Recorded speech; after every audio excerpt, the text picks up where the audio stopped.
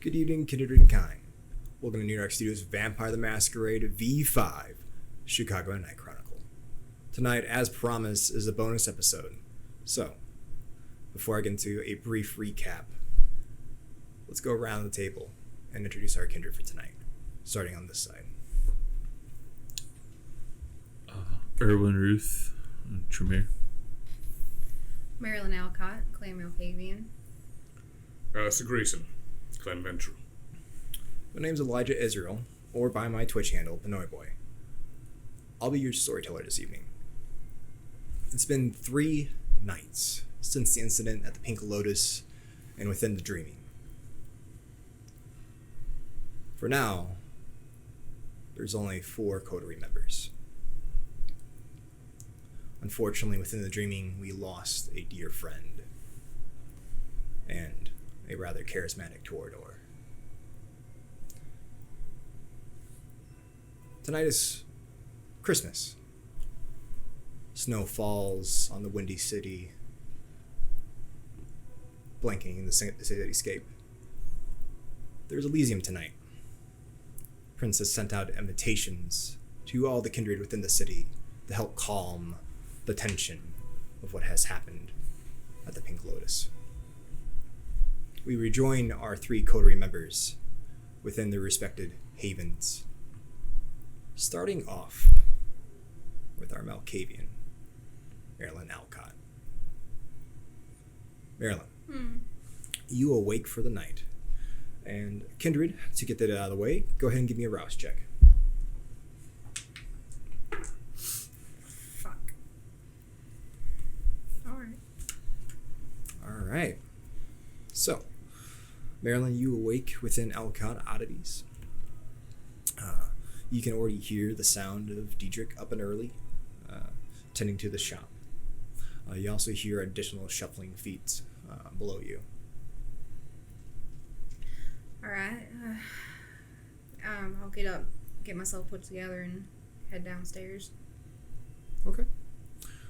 As you start heading down the stairs, you pass by a window in the hallway leading to the staircase. Can you give me wits and awareness?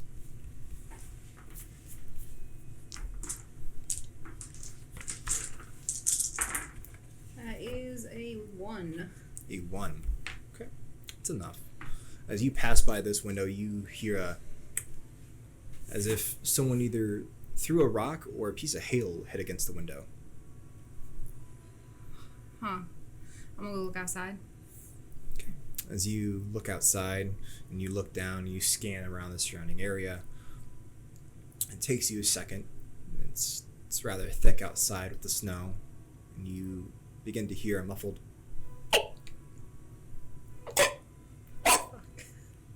That's terrifying. Is that like a really messed up dog? I'm looking harder. Okay. So you look harder and you begin scanning. You see something rather small. It looks like it's either in some sort of makeshift kennel. Has a large red bow on it. I run downstairs. You run downstairs. As you jet down the stairs, you fly past Diedrich, who kind of spins around 360 and stares at you rather inquisitively. There's a thing outside. I'll be right back. I'll be right back. Okay. Just 1 second. All right. As you jet out the front door and you make around back and through the alleyway, I'm assuming. Yeah. And you go around the back of the building, and lo and behold, you see a rather small dog kennel with a bow tie on top. It's rather, it's kind of festive in 2 different ways. It's red, white, and blue with little stars jetting out of it on the top. Oh god, this isn't really a dog, is it? Alright, I'm gonna cautiously go up to it. Okay. As you get closer and closer, you begin scanning around the area. It does look like an individual was here. You see a set of footprints. It's rather excited. As you get closer, you begin hearing that barking. Okay, I'm gonna try to look and see what's inside. Okay. As you look inside, you see a rather small baby corgi. Oh no. Alright, how big is the candle? It's a Like rather a little small. carry one? It's a little carry one, yes. Alright, I'm picking it up. Okay. Alright. Alright, I'm gonna take you inside. Alright, it's alright, I'm gonna take you inside real quick, but I need you to be really quiet. We'll go through the back door, okay? Okay. As you look at it, it is a small baby corgi. It appears to have some sort of bandana on it. It looks like, as it's kind of crumpled up, it looks like it has some sort of similar decor to the ribbon. Looks American flag, but you can't quite get a good look at it quite yet. Alright, I'm taking it through the back door. Okay, I'm going to take it through the back door. Mm-hmm. As you begin undoing the back door, you unlock it, you walk through the back. You are now kind of in the kitchen area of Alcott Ades. Alright, I'm gonna set him down. Okay, alright. Is there anything on it? Like is there a card or anything with it? Yes, there is a card attached with a little envelope that appears to be a note inside of it. Alright, I'm gonna read it. Okay. As you open it up and you begin unfolding the letter, you read it. Dear Marilyn, I hope you have a wonderful Christmas. I wasn't going to do this, but I figured I would get you something nice. The little puppy inside is named Rebel. I was going to call him El Fuego, but Deucer said that was a dumb idea. Merry Christmas. I hope to see you. Maybe Happy New Year. I don't know yet. We got plans. Oh, shit. Never mind. Scribble. It's just a bunch of scribbles after that. And it goes on redacted for quite some time. Alright, so your name's Rebel, huh? Alright, here's what we're gonna do, okay? I'm gonna let you out. You gotta behave, okay? And I'm gonna pick you up and we're gonna take you out front. I gotta make sure it's okay I keep you here, okay? Alright, just be on your best behavior. Come on, Rebel. I'm gonna take him out. Okay, as you undo the cage and you take him out, it is very clear he has a screaming bald eagle bandana wrapped around his neck. We're gonna have to change that. Okay. Alright. As you begin carrying Rebel to the front of the shop, it doesn't take Diedrich very long to take notice that you are currently holding something. Fraulein is, what, I found him in the alley. with a bandana. Yeah. It looks like somebody just didn't want him anymore. I don't know. He kind of leans past you and leans into the kitchen area. I'm gonna like move in front of him and hold up more in his face. His name's Rebel. I already named him, so that means I'm attached now. As you hold Rebel up to Diedrich, he kind of looks at it with almost, it looks like disgust, and then Rebel leans in and licks his nose. Fraulein, but what about Frederick? Francis will help him take care of him, right, Francis? Meh. I'm gonna hold up to Francis' face. You see Rebel leans in and gives Francis a... Yeah, lick we're on all the friends nose. now. Well, you are your own kindred now. So if you choose to keep the canine Rebel, yeah. it already has a name. Mm-hmm. I see. Well, it's completely up to you. I can't tell you one way or the other. If you decide to keep Rebel, you would have to, well, take care of Rebel, of course. I've been helping out as I can with Francis. Yeah. So, I know I haven't been doing that great, but I'm promise I'm gonna do better. Especially with everything that happened with Memphis. I need to start getting things figured out. still rather confused as far as your friend. It still doesn't make a whole lot of sense to me. You said you stabbed Moon, and he disappeared inside of it. I didn't stab the moon. He did, but yeah, that's what happened. Well, okay, so it was a little bit more than that. So he stabbed the moon, and we saw that work because the moon ended up being Moloch's eyes. Okay, and then so when they saw that worked, what's the word? Erwin basically yeeted him into the moon, and he just kind of disappeared in there. And now that's where we're at. So I was hoping to actually head down to your study and kind of look through some stuff, see if I can find anything that will help. I see. Well, there is Elysium tonight. It appears that the prince wants all of us to attend.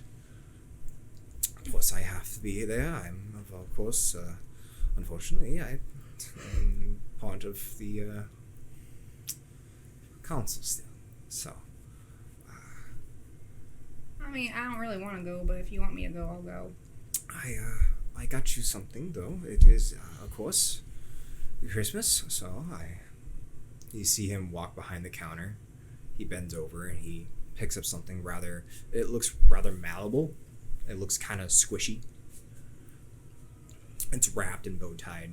Here, I figured you would enjoy this. It's a few things, and yeah, it feels rather squishy. I'm gonna start opening it. Okay. As you begin opening it, it appears to be clothing. It appears to be business wear. You see a notebook, several ballpoint pens. It looks the PDA is also there for you. It just looks like a lot of business wear. Wait, what?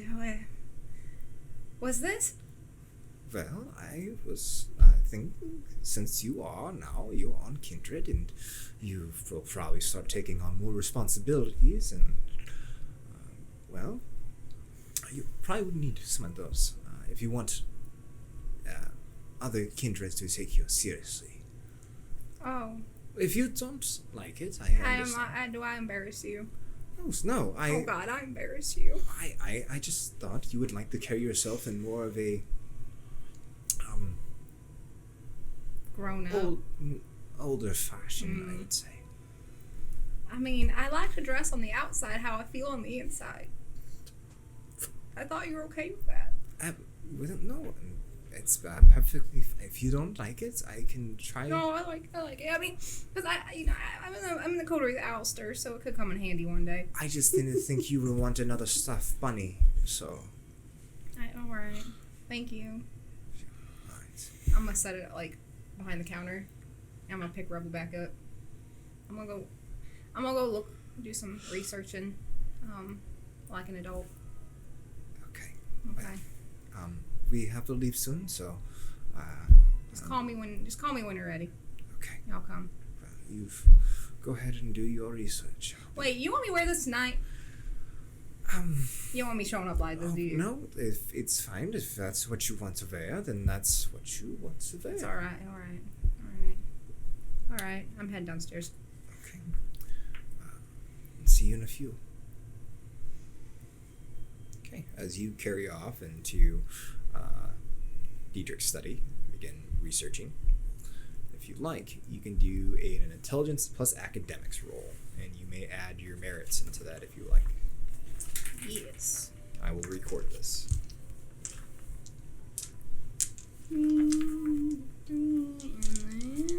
Nope, that's a hunger die. I don't need any extras of those. Okay.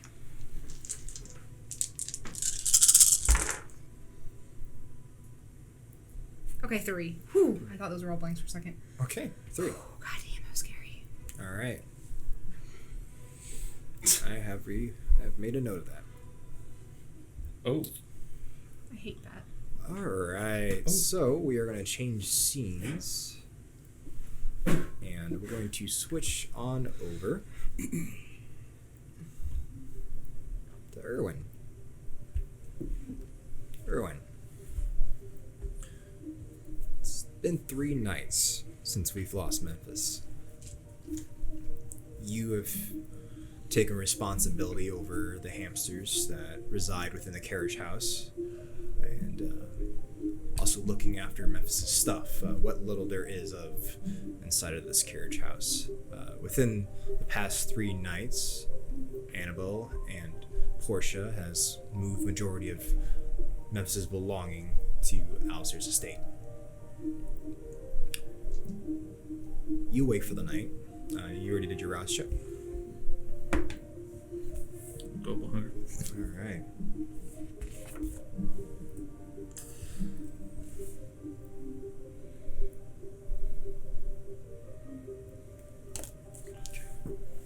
As you awake in your bed, you can clearly see the moonlit night sky, the ground blanketed with snow and flakes pouring out of the sky. It's a rather white Christmas. What would you like to do for the night?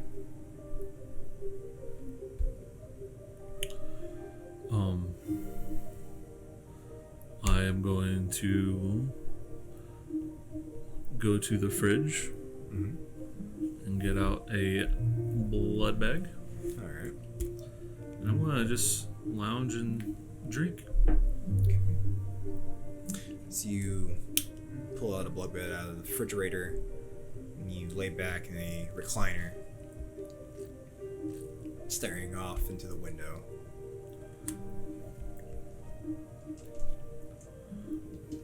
Give me a resolve and composure.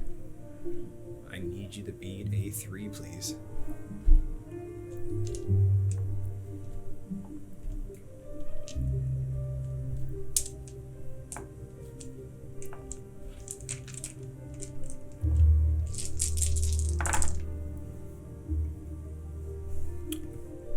Two. 2. Okay. It's almost hard to fight it back. As you begin scanning around, you see the several, 100 hamsters all staring back at you. They're rather lethargic. You don't know if it's the cold or what have you. And you begin thinking back when you were in the hedge, when you were in the dreaming. And that last instant, the last time you saw Memphis disappear into the abyss, you just relive that moment over and over for the past couple nights.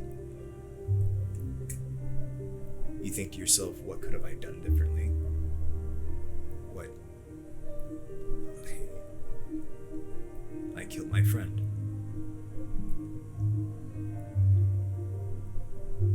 You do know you have an obligation tonight, though. You do know you have Elysium, and you're expected to be there. Alistair made sure that you knew that.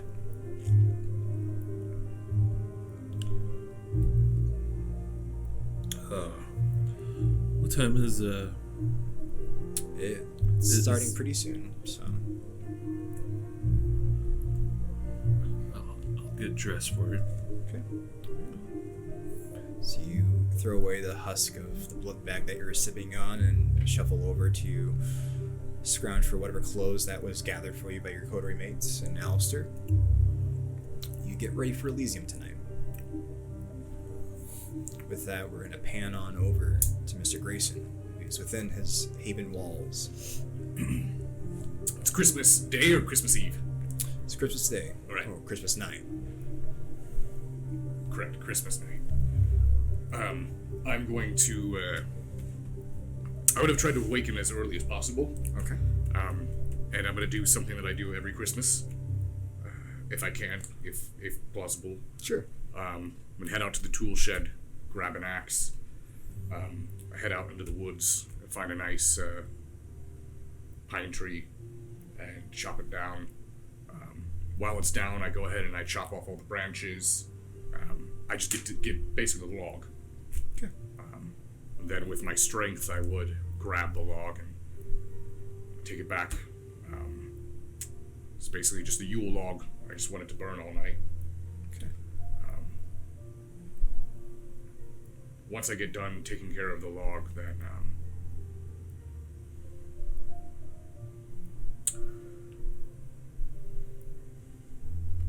I'm gonna go ahead and head out to the carriage house and see if Erwin is getting ready. As you begin heading towards the carriage house, it's a rather quiet night. It's rather pretty. the snow and the glistening from the moon, you make your way towards this carriage house that you fashioned for Memphis to stay in.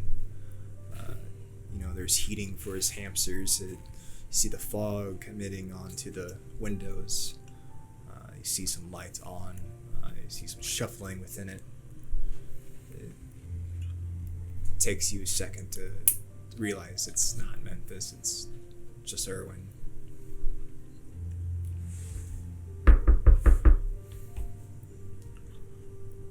Answer door. Another blood bag in here.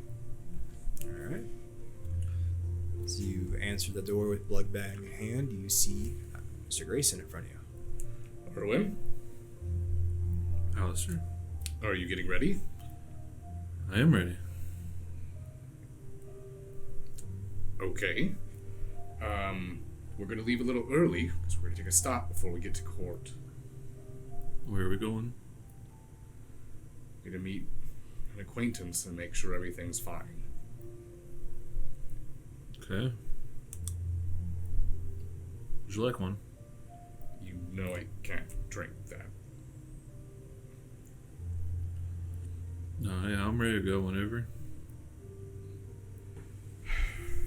Alright, well, I'm gonna lock up my house and take care of my dogs, and I will be out to grab you. I'm gonna awkwardly turn away and start walking back towards the house. Alright.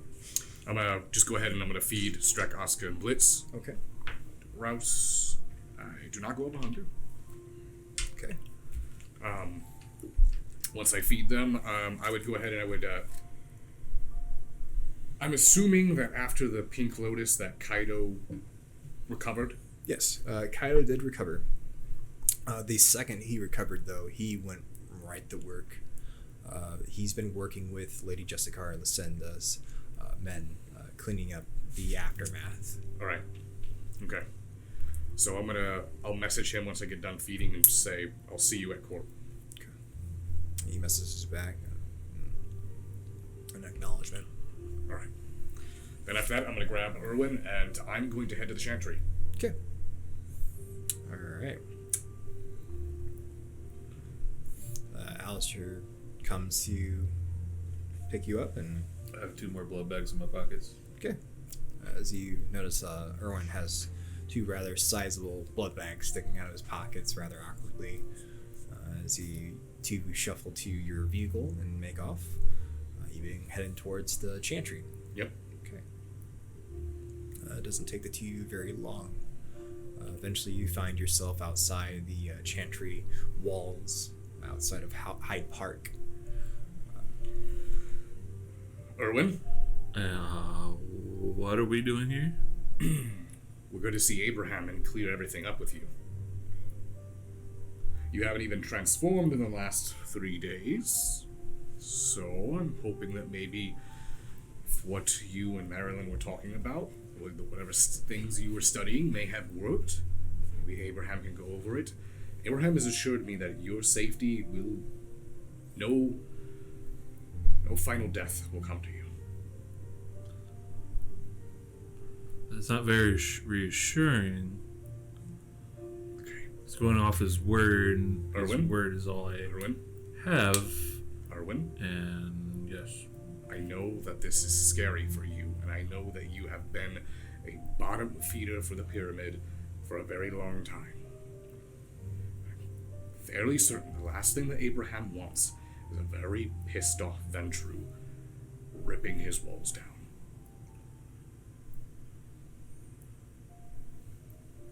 I have lost. We have lost a coterie member. I'm not going to lose another one. Let's make this civil and quick so we can get to court.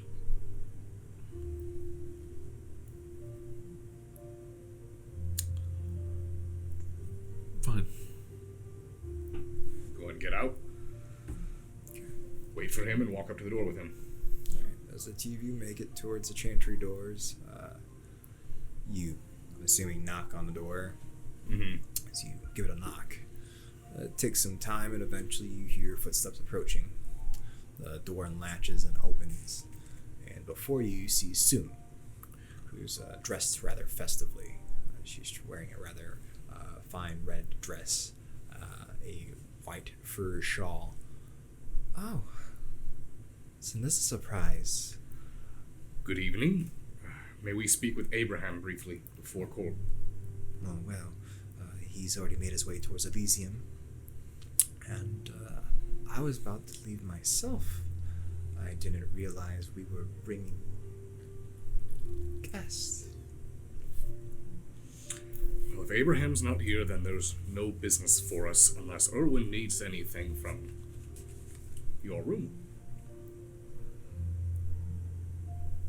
Actually, that is a good point. I do need some things from my room. Then I'm sure Miss Soon here would be courteous enough on Christmas to allow a man to retrieve his belongings. Yes, it does look like you need some of your belongings, especially clothing. All right. She stands back and swings the door wide open. I'm going to accompany him. So the two of you walk into the chantry. She closes the door behind her. All right, well, don't take too long. I do have to be on time. Of course, like both of you. Lead the way, Erwin. I'm not familiar with this place. I go right to my room. Okay. As soon as we're out of earshot from Soon, I want to lean in towards Erwin and whisper, where would they keep any books here that could help us with Memphis? Would I know that? Yes, you would know. You've been through the library for quite a few times. So I tell you what. Why don't we do a... You can either give me wits and insight or intelligence and academics. And I will set the difficulty of a... let's do a straightforward of 2. Give me 2 successes. Out of either of those two rolls? Yeah, either two rolls, whatever's the highest pool for you. Okay. Alright, so it is 2, 3, 4. 1, 2, 3, 4. 8 die. 8 die. That's a good That's a good pool. Alright. it's impossible, right? Don't jinx yourself. It's impossible, right?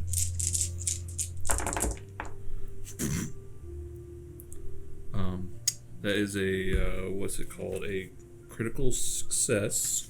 Wow. 6. It's a Christmas miracle. It's all in blood bags. Wait, You got 6. 7. Critical. Nice. 7.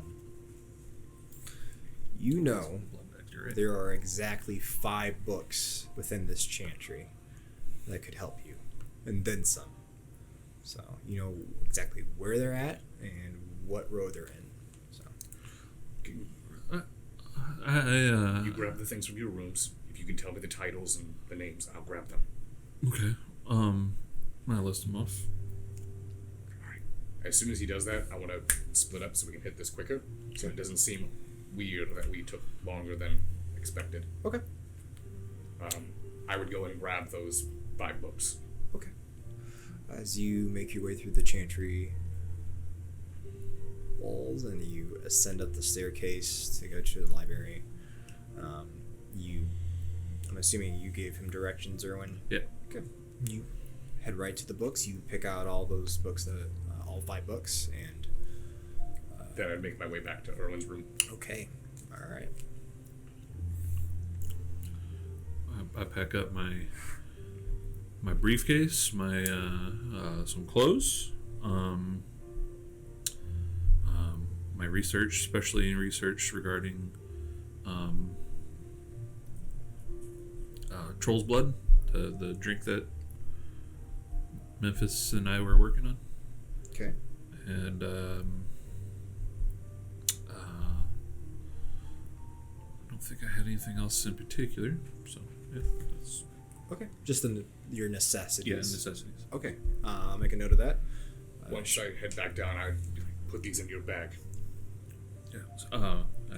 Put them with everything else. Okay. All right. As the two of you ascend back up the stairs with Erwin's belonging and the books to help with Memphis. Soon, still waiting by the doorway. Alright, well, you have everything you need. Yeah. We'll see you at court. See you there. She out. Head back to the vehicle. Okay. Opens the door, and two of you start heading back towards the vehicle. Did you just call her a bitch? I said she was a fucking bitch. As we get in the car, fucking bitch. That's the first time I think I've heard you ever swear. Well, it's a first for everything. I see that. Are you dealing with this all right? Of course. That's your fourth blood bag I've seen you drink. I'm really thirsty. Do you want one? I brought one.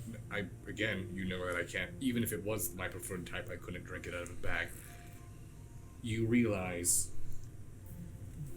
Erwin, Yeah. I have a question for you. Yeah. Miss, your motor skills are getting a little sloshy. Is that blood filled with? Is there a lot of alcohol in that blood?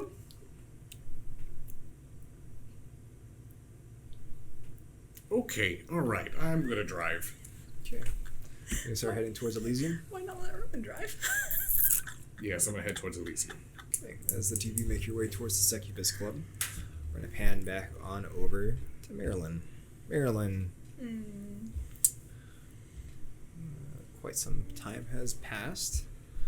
You've made some leeway with some research within NearDark's study.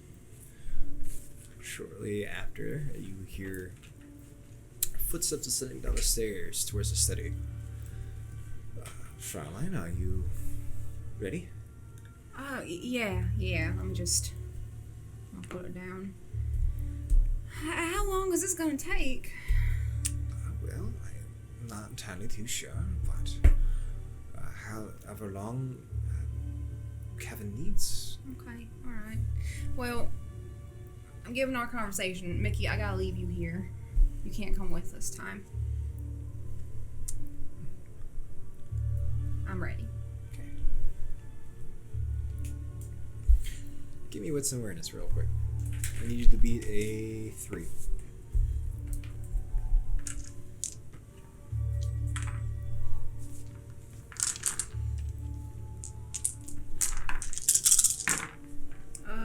Two. 2. Fuck. Alright. But yeah, I'm missing a die. Still 2. Okay. You don't quite notice anything. You see Dietrich kind of... He almost gives this shake. Like someone either whisking away a bad thought. You alright? It's fine. You know, yeah, you want to walk and talk? We can walk and talk. We gotta get going, right? We can't be tardy. Yes, let's not be late. All right. You've been acting kind of weird, I noticed, for a while now, and I just want to make sure everything's all right with you. It's just stress. Is it me? Oh God, it's me, isn't it? No, Fraulein, it's not you. It's just it's a lot happening in the city. Yeah. The Malkavians of the city have quite a bit of needs. Jason didn't do a good job as a primogen, it appears. He was creepy. Yeah. I didn't like him. The more I look into him, there's quite a few disturbing things about that individual. But it's just stress right now, Fraulein. Don't worry yourself. Tonight should be celebration. It is the holidays. Alright. Well, you know, I've overheard you talking to yourself, so I just want to make sure, you know, you're not breaking or anything. No. Sometimes I talk out loud when I study. It helps me think. Alright. Can you give me what's an insight?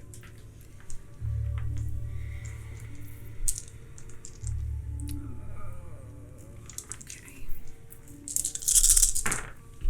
That is a 5. A 5.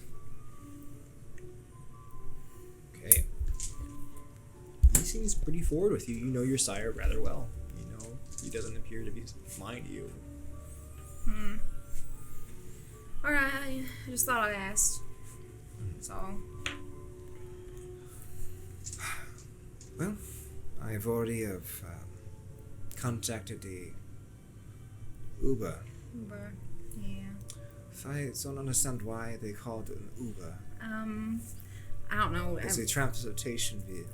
Yeah, I know. It's weird. Maybe we can ask the driver. Maybe the driver knows, you know? Maybe because it's an Uber company, you know what I mean? Like, they're Uber. So I still don't think it's a good name for a taxi company. Yeah, well, they're doing pretty well, so I don't think they're going to change anytime soon. Sorry. I understand the lift. Lift that makes sense. Yeah. So I think our Uber is waiting outside. Alright. All right. As the two of you walk outside into the snow and make your way into the Uber, you begin heading your way towards the Succubus Club. As our coterie ascends upon Elysium, you all promptly arrive right around the same time.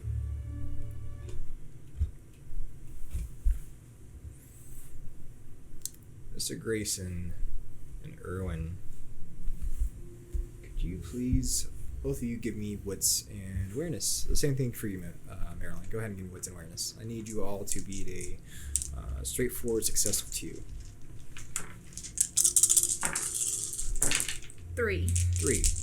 Success. Success. Did you say that this is at the Succubus Club? Correct. Okay. 2. 2. So 2. Who got higher than 2, though? I only got 2. I got 2? 3. 3. Yeah. As you begin scanning around, as the Uber driver is starting to drop you off, you quickly notice each other. You notice Alistair pulling up in his vehicle, and Erwin's in the passenger seat. You notice right off the bat. You don't notice Kaido. Kaido's nowhere to be seen. You don't see his vehicle anywhere. You also notice that there are a few kindred missing. You see ads roll in. You see several Primogen members roll in. You begin counting and accounting. You don't see Sierra. Hey, Diedrich? Yes. Is Sarah supposed to be here? Oh, I assume so. Where is she? I'm not entirely too sure. I don't like that. You made it perfectly clear, Fraulein, that you do not want me seeing Sierra. I don't and trust I am her. not seeing Sierra, so I don't know where Sierra is. She's not like hiding somewhere waiting for you to walk by so she can snatch you. I bet you she is. We are going to gossip. There is a rumor that the young Higashi and Sierra are romantically involved. So if you want to gossip... No, we ain't allowed to do that. That's fine. I'm content. Okay. Are you sure? Yeah, I'm sure. You're fine. I'm good. Okay. He steps out of the vehicle and opens the door for you. I'll get out.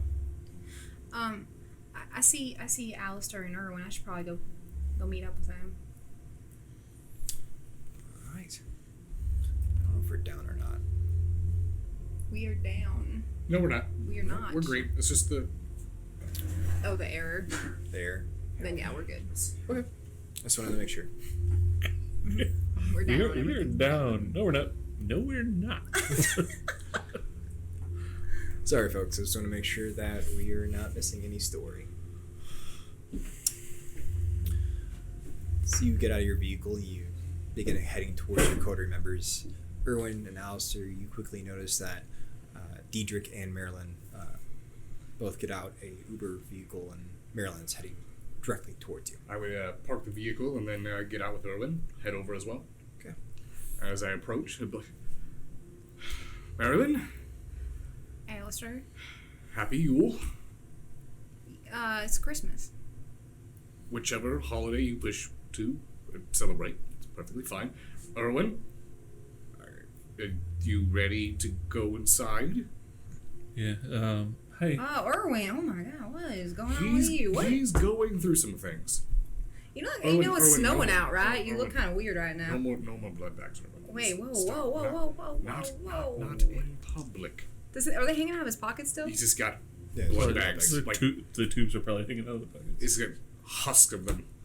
Erwin, are Yeah. you okay? Yeah, I'm fine. You don't look okay. Look towards Maryland. Fine. I'm fine. You're taking this pretty hard, huh? Has anyone seen Kaido? No. I don't see his vehicle here yet. Nope. Sierra's not here either. Apparently, there's a rumor going around that they're seeing each other. They most definitely are. Where is... Do I recognize any other vehicles missing? Just Kaido's. Kaido doesn't appear to be here, and he typically parks out front. I'm gonna go ahead and message him. Same. And, just arrived. Where are you at? I'm taking care of a few things. Don't worry. I'll see you tonight. All right. What'd you say? He said he's taking care of a few things. Maybe he's doing business. Someone's taking care of him. You know what I think? I think I don't like how she's trying to steal my sire from me, and now she's trying to steal your child from you. I think we keep an eye on her. We should run them out of the city. Duly noted, but I'm not running my child out of the city. Not Kaido. Maybe Kaido. Let's It depends on how he acts. let's go inside and talk Oh, about this. I don't think we should talk about that inside. We can talk about it later. Let's go inside. All right. Come on. Okay. As the three of you begin heading towards the entrance of the Succubus Club, you're quickly greeted by the bouncers outside. They undo the rope for you and let you inside. As you enter into the Succubus Club, you notice that the dance floor and the bar is completely empty. There's no one down here. It appears that they are funneling people or kindred upstairs. All right. Up the stairs we go. Okay. As you begin heading up the stairs, you've noticed that Annabelle has already taken the time and decorated the place rather festive. There's lights and tinsel everywhere. As you head up the stairs, you come to a rather familiar place. This is where Kevin made the announcement that La Sombra was joining the Camarilla. You come into a ballroom. It has a rather ornate, very beautiful circular chandelier with several prismatic crystals hanging from it, emitting this flash of fuchsias and greens and pinks. As it spins there, the lights are dim enough for ambience. Several lights are hanging from the ceiling. As you begin scanning around, you start to notice rather familiar faces of Primogen members and kindred alike. You even notice that Genghis and several anarchs are there. All right. I see Kevin. Not yet. It doesn't appear that he's made his grand appearance yet. You know, he's rather flashy with those. All right. Well, I'm going to go ahead and sort of walk around, mingle, see if anyone approaches or talks to me. Unless I see Portia. If I do see, I'm keeping a mental note. I see Portia, I want to engage her. Okay. All right. Erwin and I are staying away from him. You're staying away from me? Yeah. Oh. Well, I mean, because you're going to try. Erwin doesn't look great right now. I don't think. If you were all talking, then Yeah. if you guys were We're continuing. like, we're just gonna let you walk off. All right. So, We're gonna stay here. Okay. As the three of you have entered into Elysium, you notice that Alistair started to leave your side. Erwin, Marilyn, you were quickly being approached by Abraham. You notice that he's wearing his maroon suit, appears to have a bit of mistletoe sticking out of the pocket.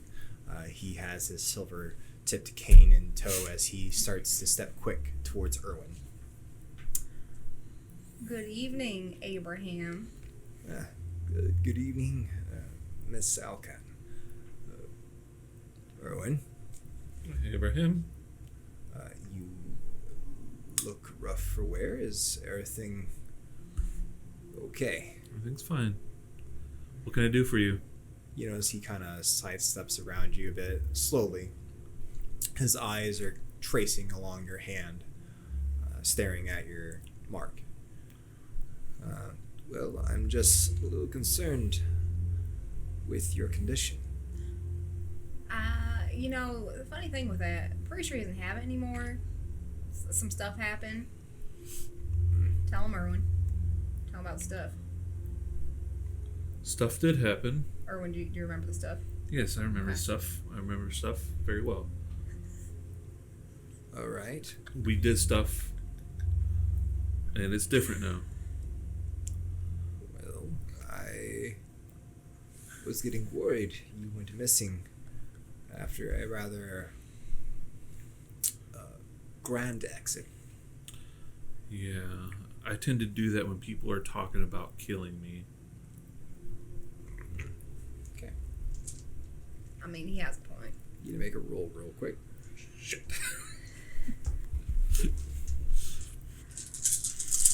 You tell him, Erwin. Stand your ground. Oh, wow. See his leather glove wring his other hand as he grips his cane rather tightly. You notice it presses into the wooden floor just enough you almost hear a slight crack. Well, I'm not entirely too sure what you did hear or what you thought you heard, but that's not entirely true.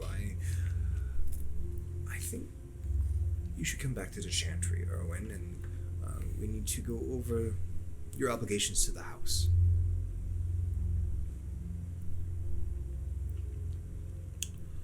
Well, Alistair did tell me the deal he made with you. My Alistair did what? Alistair made some type of deal to make sure no harm comes to me. Yes, you will not be harmed, Erwin. Can I roll insight on him as he's saying this? Sure can. Go ahead and give me wits and insight.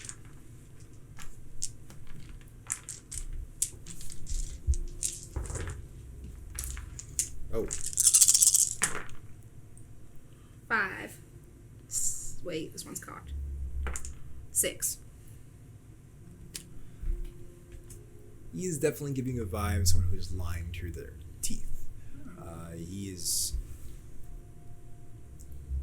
You can already tell by his body language; it's rather aggressive, and you just have this sense about him. He gives off this aura that it's not somebody who you can entirely trust right now.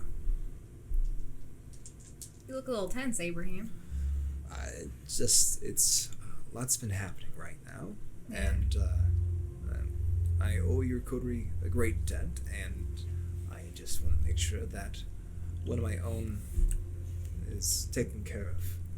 Well, he's being taken care of by us, and in the appropriate way.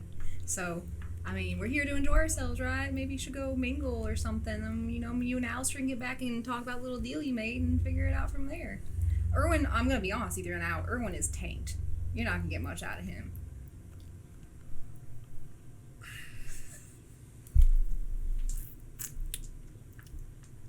One more roll. As soon as Alistair leaves. Oh. Okay. You see him. He gets this glimmer across his eye. You notice that his fangs begin to bare as he grits his teeth, and he slowly begins to compose himself. You are right. I should go mingle. If you ever find yourself wanting to see where you stand within our house, Erwin, maybe you should find yourself back at the chantry. Thank you for stopping by. It was nice seeing you. I'll see you later tonight. Have a nice evening. You too. Begins to back away, and he turns around and Oh, dissipates. Erwin, he wants to kill you, dude. Fucking dickhead. Oh man, that body language was rough. You think he wants to kill me? Oh yeah, I think he wants to kill you. I think it wants to do more than kill. I think he wants to torture you, and then kill you. Maybe even torp you, and leave you torped for a while, and then come back and kill you. I'm not going back to that place. I wouldn't. But we could be a coterie talk. I mean, either here's one of two things: either Alistair has something planned, or he's just trying to throw you under the bus. I can see either one. So I try to see the best in people, or when I really do, but Alistair's making it really hard for me right now, and I got a lot of stuff going on. Did I handle that like an adult? You did. Okay. Yeah. Thank you. Handle it way better than I did. Well, I'm not drunk, so that's not saying much.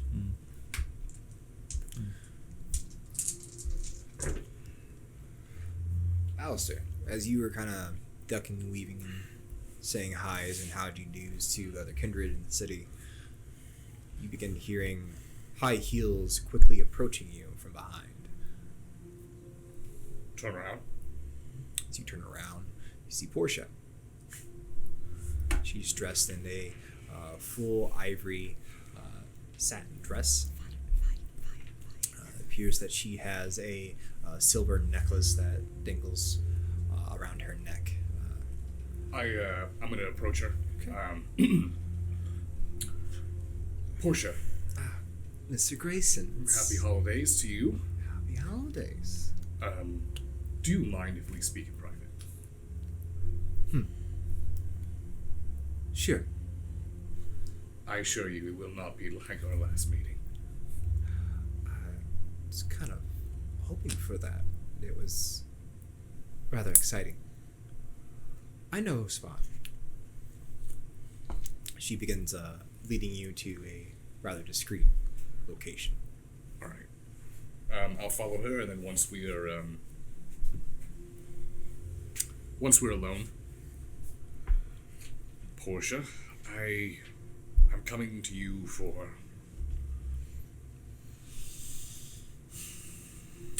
I'm coming to you for help. Oh. And what could I help with, Mr. Grayson? As you may notice, Memphis is not here. I thought he was just running fashionably late. I'll continue to play this game with you. Yes, he is. He's not going to be making it tonight, and he will not be making it at all. Are you aware?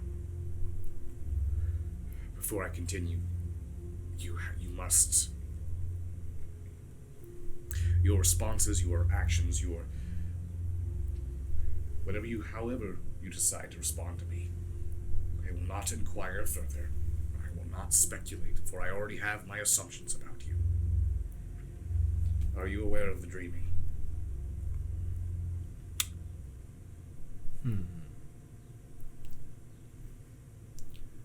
Hypothetically speaking, are you aware of the dreaming? Hypothetically, I could have overheard some elders talk about it. Very years well. ago. Memphis engaged apparently some sort of true fae, Oh. and apparently slayed it in its domain. I was not present for this, and during the slaying, Memphis somehow disappeared within it, and he's missing. Portia, I know that you had a bond with him, and I know that whatever you want him for, either good or bad, you must want him back too.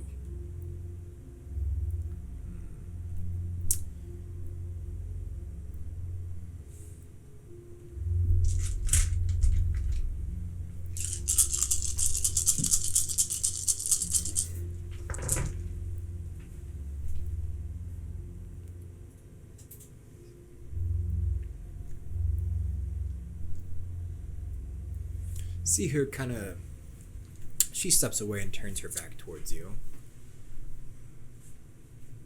It almost looks like she concentrates for a second.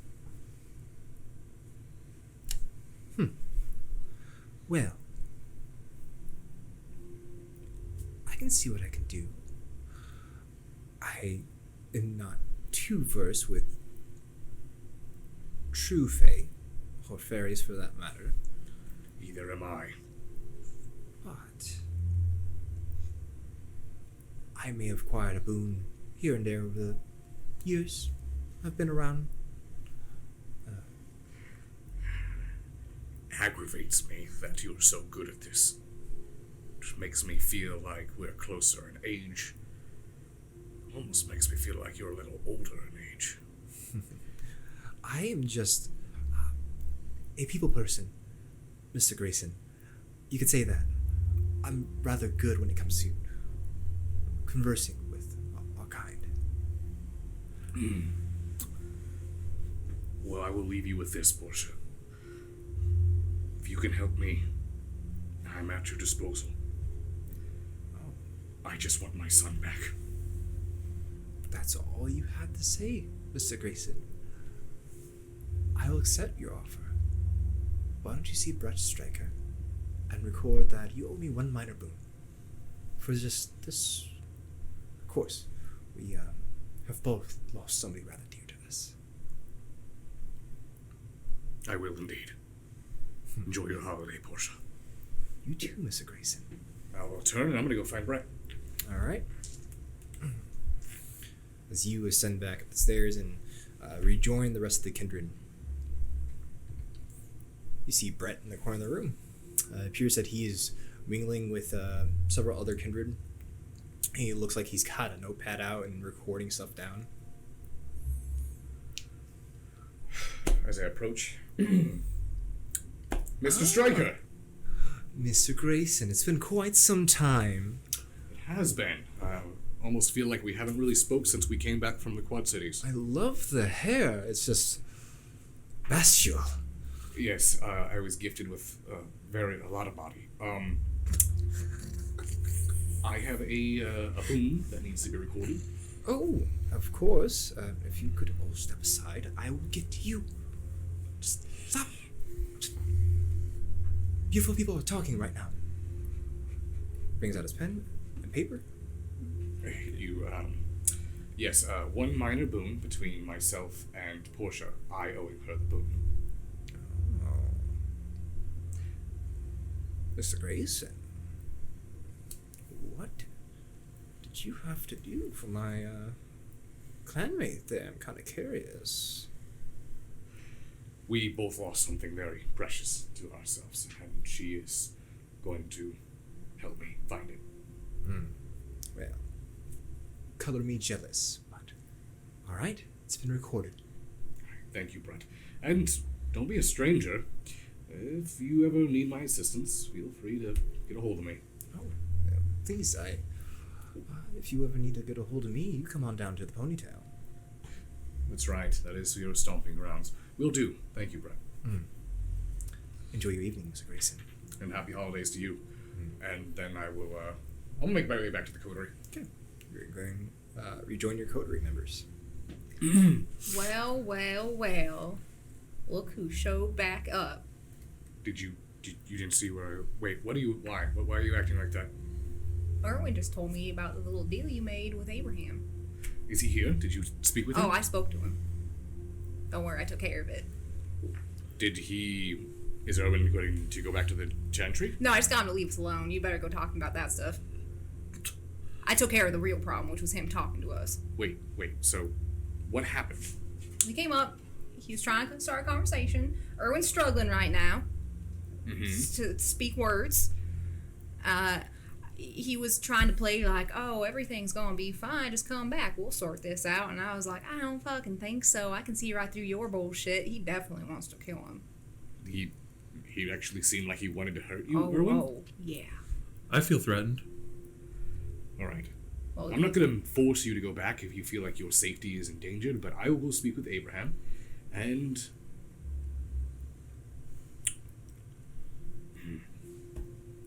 I will speak with Abraham. What's the game here anyway? Why are you making deals with Abraham? Because the Chantry has a lot of information on things that can help us.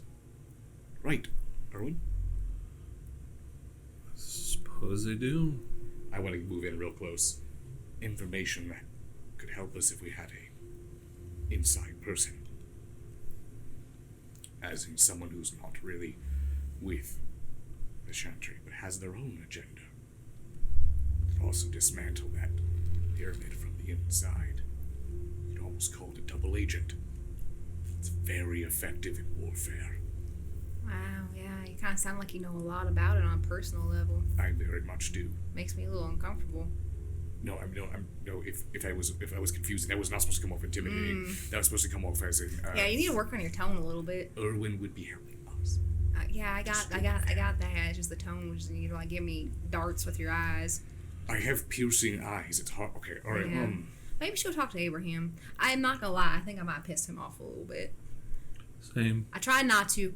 I'm trying to be on my best behavior, but I didn't like the way he was acting, so I thought he needed to hear it. Well, I have to agree with Memphis. Lately he, before he disappeared, he was telling me that Marilyn was having a very bad bitch attitude, which I smacked him. Wait, who and said that? Don't. Memphis did. Oh, I think I smacked him because I was like, "Don't you ever call your coterie member that?" And then realized that was a compliment. It's a It's compliment. apparently bossish Yeah. attitude. Yeah, he drops those when we go to shows together, so it's a compliment.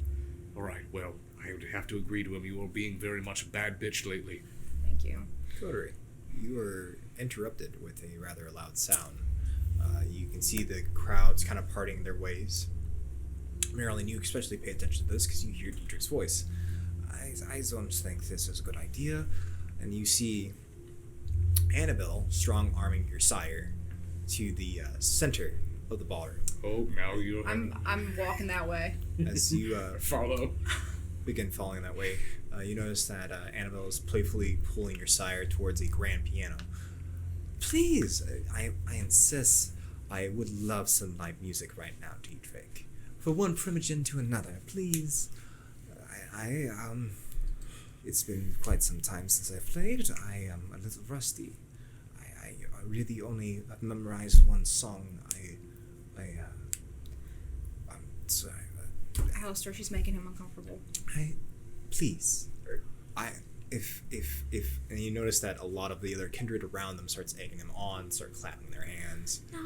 And you notice Can he play the piano? He's so stressed out right now, though. He doesn't need this. Dietrich starts approaching the piano. He's kind of awkward as he flips open the panel. He takes his seat, kind of scans the room, and makes eye contact with you, Marilyn. He kind of gives you this kind of...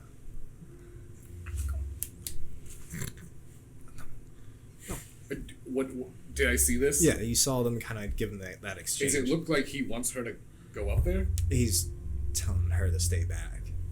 Oh. I'll knock a bitch out. I just got called a bad bitch. I'll do it. You know, as Dietrich begins playing, and he starts playing this rather somber sound. This calm comes across the room. Even the Anarchs, Genghis and his gang, begin paying attention. As Dietrich begins playing this rather relaxing song, you notice Kevin finally makes his entrance. He's upon the stage. He kind of leans back as he notices that Dietrich begins playing the piano. He begins scanning the room. You notice Kevin, as he sweeps across the room with his vision, he kind of does a double take on the coterie. He has this almost inquisitive look as he's looking at the three that are there. Uh-oh. Continue. I think Kevin knows Memphis isn't here. Yeah, I know that. Just, if he approaches us, I'll take the I'm lead. panicking. Don't panic. I'm panicking. You're a bad bitch. Bad I'm bitches don't trying. panic. I got this going on, and now I got that going on. You need to just focus on Dietrich. Also, he plays the piano beautifully. He does. He's amazing at everything he does. Fine. Everything will be fine. It's gonna be fine. Fine. I'm an adult. Can I have one of those? Would you like a blood bag? Thank you. Everything's fine. God. I'm just shaking my head as my coterie sad drinks themselves on Christmas. So both of you are drinking blood bags. Okay.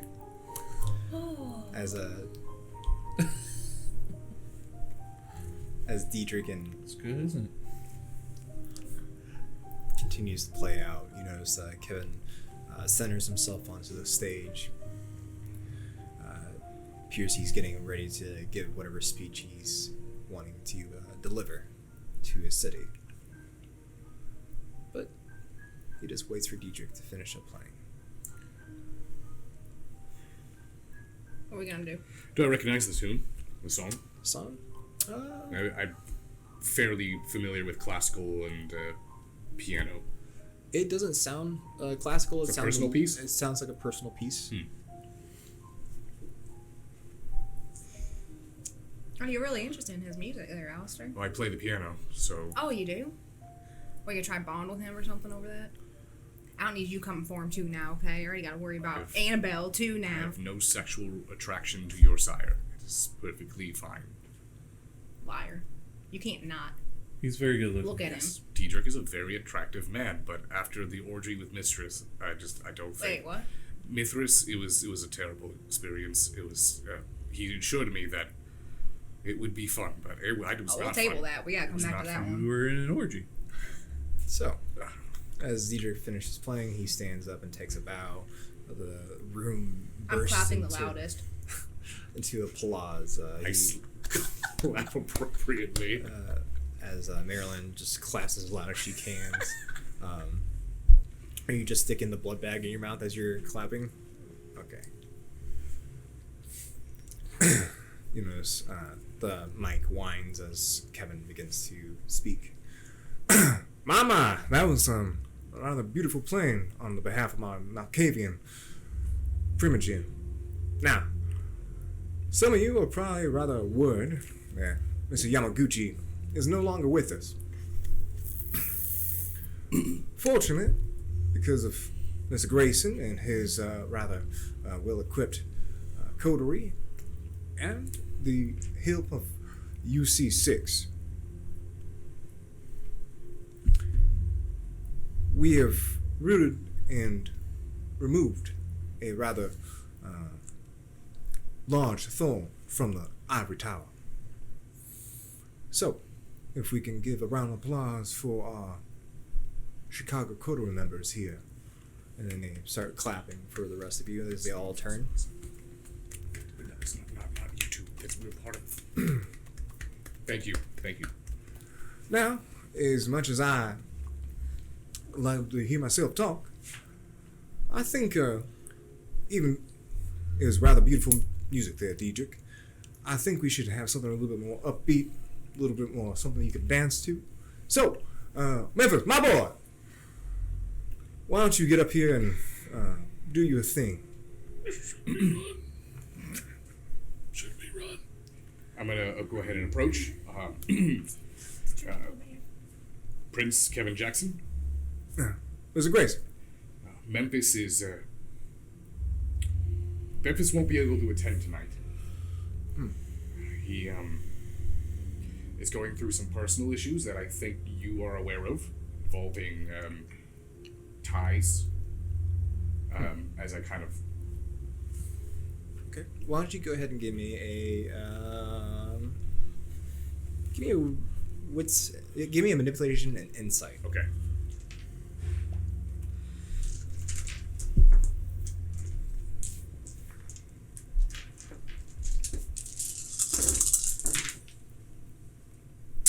I'm going to burn a willpower. Sure thing. What's in that? That is going to be 4, 5, 6, 7, 8. Kind of gives you this scrunched look. I see. I apologize. I was just thinking we could turn up some rather lively music and give the young toad over the floor. So, well, why don't you all enjoy the rest of your evening and enjoy the festivities. You know, as Annabelle quickly approaches the mic. Since the prince wants to liven the mood a bit, why don't we go downstairs and we could have some real fun here. Alistair, what does that mean? I don't like that. The dancing. They're going to start dancing. What kind of dancing? Like dirty dancing? No, like normal I can't do that. dancing. celebratory We dance. were just talking about orgies. Now I'm thinking about it. I am going to. Did I see where Kevin went? You notice Kevin stepped off to the side of the stage. He's currently speaking with Kridios and several other Primogen members. He's speaking with the sheriff at the moment. I'm gonna go ahead and I'll approach him too. As you notice that Kindred are starting to be funneled back downstairs onto the dance floor. Eventually, he's left alone. Mr. Grayson? Kevin, I have to apologize for Memphis's absence. He's still recovering from your gift. And this time of year is still very sensitive for him. I see. He's still young. I understand. Well, I was just starting to get confidence in him again. And I was just thinking Christmas would be something that Memphis would be rather cheerful about. If there's anyone that's more cheerful, it's Memphis. I'll let him know, and I'm sure I'll offer you his apologies as well. Enjoy your holidays, Kevin. You too. Now, if he does get over whatever, tell him that I want to see him in my office. There's some things I need to discuss with him. Maybe some future responsibilities. All right, will do. Thank you. And he takes his leave. At the moment, currently right now, the only 3 Kindred that are within the ballroom are the lot of you. No one else went downstairs? No, it's we're just- upstairs. Oh, Yeah. all right. So I would quickly approach you guys. Let's go downstairs. Well, I'm panicking. Why are you panicking? I don't know what we're gonna do. You just lied to him. What if he finds out you lied to him? Listen, Well, by omission, we also lied to him. listen. We can't tell him right now that I feel like Kevin may have a little bit more of an attachment to Memphis than we think. So I don't want to rip that band-aid off just yet. Well, it's not like he's his dad or something. I mean, yeah, probably not. But I mean, we should just be cautious. And something else we can be more mindful of is, Kevin didn't even know anything about the situation going on with the dreaming, with Lazarus, with the 3 dukes. That's going to create a very rocky relationship between us and the changelings if we go to him and say, hey, we lost your favorite Torador son person. Alright. So let's just go downstairs, Alright. pretend everything's normal, and go, where is Kaido? And I'm going to start heading downstairs. Okay. I'm falling. Come on, everyone, don't fall. So you start heading downstairs. You see the dance floor is rather active. There's several Kindred dancing about. As the two of you ascend down the stairs, you're actually approached by Kridios.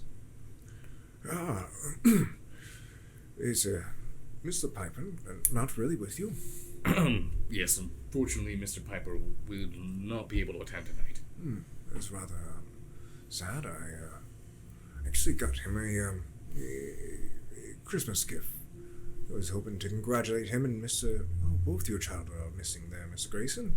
Mr. Higashi's also not here. He will be arriving at some point. I assure you. I've also noticed that Miss Sierra's not here either. No, she is not. How is your relationship with Sierra as a Primogen? I know that you were not quite comfortable with Sombra joining. Well, it's growing pains, but she seems to be doing her part within the city.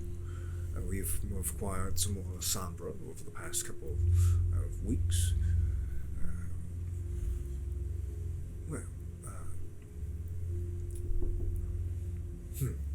I guess I'll give them their gifts some other time. We'll be sure to send him your way. We'll let him know. All right. Well, you tell Mr. Piper congratulations on graduating again. It was a rather impressive feat. Yeah, a miracle, really. He's actually got a A+ on his test. He got an A. An A+. He answered every single question correctly. It was astounding. I am flabbergasted. Thank you, Critias. I will definitely tell him that the next time I see him. Yes. Well, you all enjoy the rest of your night, and until next time. Good evening. Good. Happy holidays. And as he leaves, I'm gonna look towards them. He cheated. I'm gonna have. I think Kaido cheated for him? Yeah, I think There's they no may have way he cheated. answered every What happens question. if they find that out? Like, is it gonna be in a lot? How much trouble? Like, Well, scale I of 1 don't. to 10? At this point, it's said and done. Let's just not bring it up again. So, I mean, he's not really here to get in trouble anyway, I guess. this. Erwin, Marilyn. I'm going to go talk to Diedrich. Why? Well, I assure you, it's not to wrap my arm around him. Alright, why? I'll go with you, it's fine. Don't worry. Okay. Erwin will come too. Come on, Erwin. We're gonna go talk to Diedrich. Let's all go put our arms around him. No. Okay. Well, we're going to go. I'm going to go talk about a very sensitive topic. A topic that maybe some people shouldn't be listening to. What do you want me to do with him? I can't just leave him here. He's drunk. I don't think. Why don't you just Not look? drunk. Why don't you just look after him, and I will go speak with Diedrich. No. I'm coming with. All right, fine. Erwin, this is going to be hard for you, but I think you're going to have to hear it eventually. Let's go talk to Diedrich. Okay. As you make your way across the dance floor, several kindred say hello to you, and it's very. They're all pretty much the same question. Where's Memphis at? Where's Memphis? Where's your child there? What happened to Memphis? Why isn't he here tonight? Eventually, you make your way towards Diedrich, who is currently in conversation with Annabelle.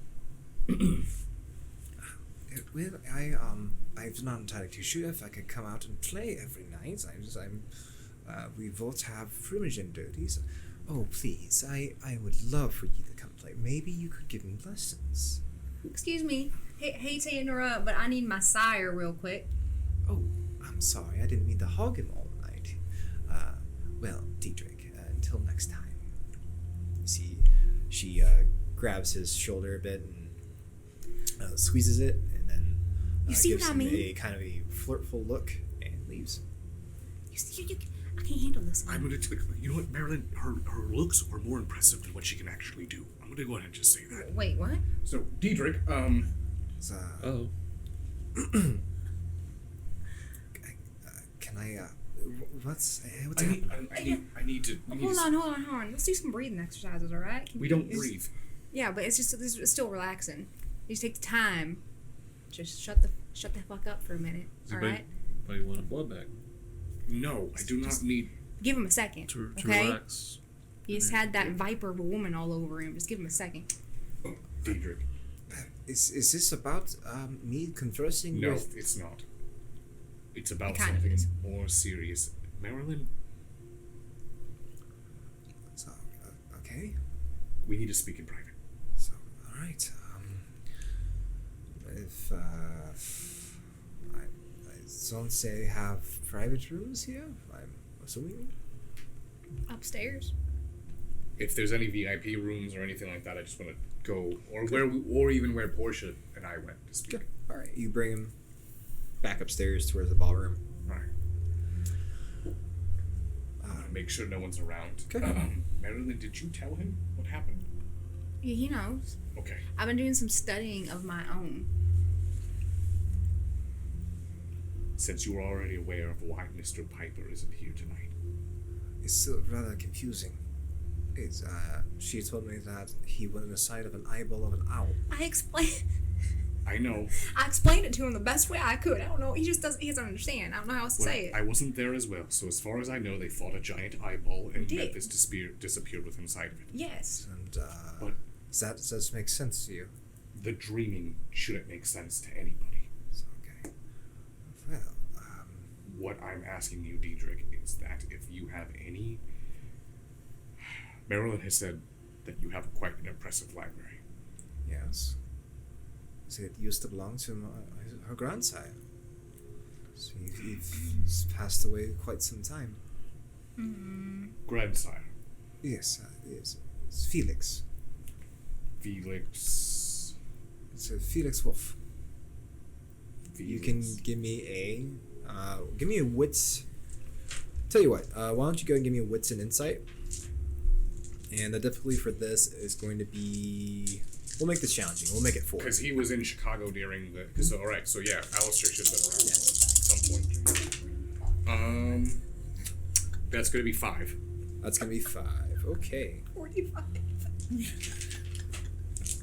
You do recall Felix Wolf.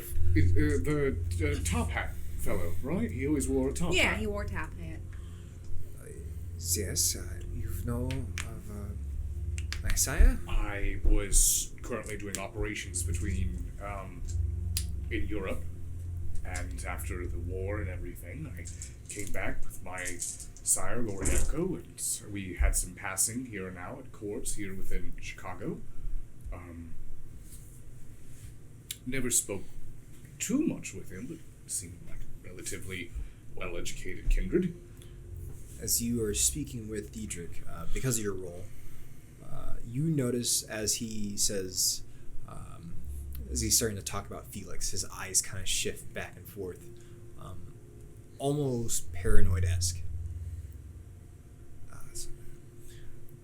Well, I'm sorry. I'm just it's been quite some time since I spoken about Felix.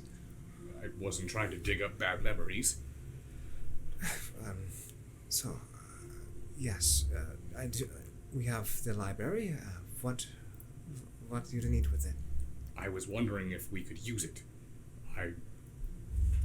Erwin and I have acquired some other reading topics, and I want to get to work, and if Kaido gets here, then I can really start to try to figure this out. Well, if you would have just asked me from the beginning, I've been doing that already. Right, well, I wasn't sure if it was your library or if it was Diedrich's library. Well, it is Felix's, and Felix would want you to have it, and have it at your disposal. If that's all you've been asking me. Yes, as you may know what it's like to be missing, and Marilyn knowing what it's like to have someone close to you missing, this is, even though I wasn't there, I should take responsibility for this, and we're going to find Memphis. I don't know much about this dreaming, Mr. Grayson. It's rather aloof in our culture. I know. For any of you to actually interact with the changeling, that's a feat in itself. It's like finding a needle in a haystack. The Fae, or what I've heard of the Fae, they don't like to interact with us, or anyone for that matter.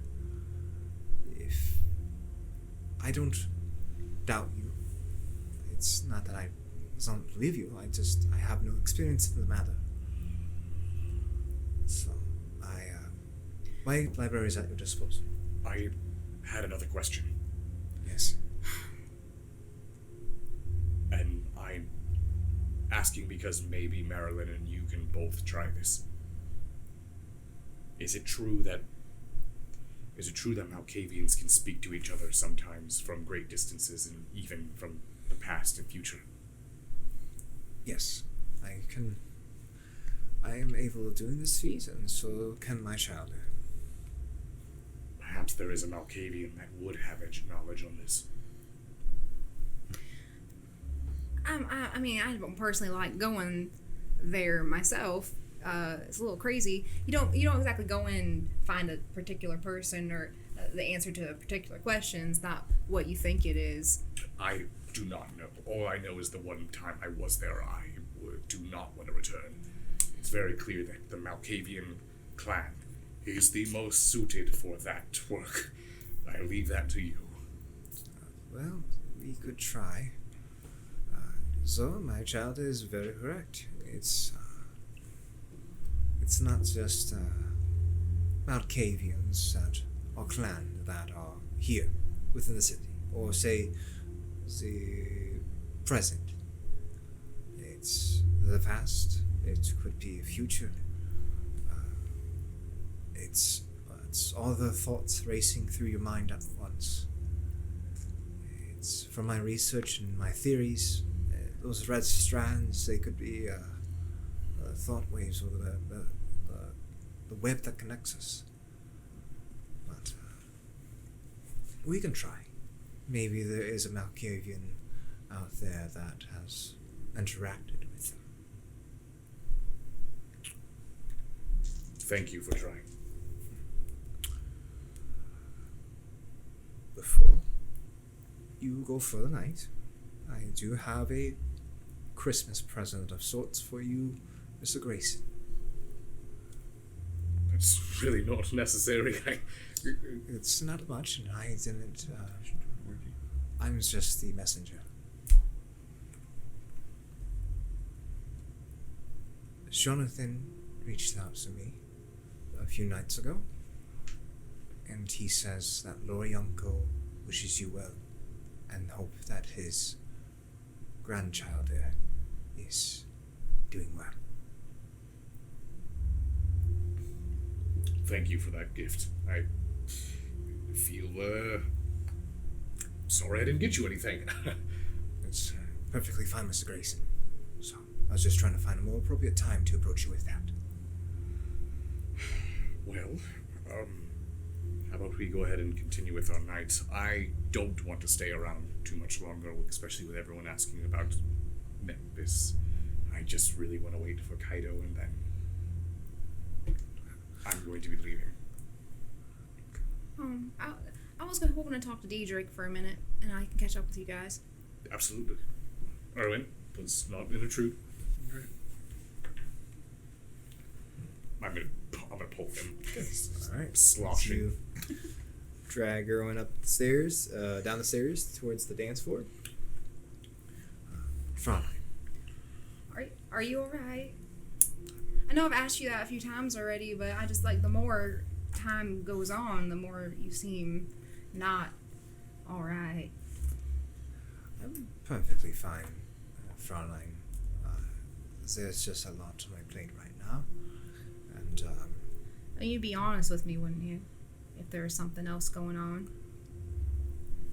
yes, if there was something that I believe that you need to concern yourself with, I would tell you. Ah, I see. Alright, well, I should let you get back to your primaging duties, I guess. All right, Fraulein. Well, enjoy the rest of your night. And, You too, Diedrich. Hey, He extends his arms out towards you and to give you Hug him back. So you embrace him in a hug. Can you please give me a premonition roll? Oh, shit. I knew it was gonna happen. Oh, shit. Alright. And here we go. Alright. How the fuck? Alright, I'm gonna use willpower. Alright, that is 3. Marilyn. It's been quite some time since this has happened. Since it's triggered on its own. It doesn't usually do this. So you grab Diedrich and you brace him in that hug. So you squeeze him. You notice you almost crush him as he bursts into snowflakes. As this happens, as the snow dissipates around your form and falls to the ground, you begin to scan your surroundings, and you're surrounded with that rather familiar dark void. Those red lines that strand across the sky. Snow begins to fall. Snow falls to the ground. Images become rather clear. You find yourself in front of a rather large, vast hole in the ground. You see several individuals, shadowy figure, circle around it. Seems rather familiar. like you've had this vision before.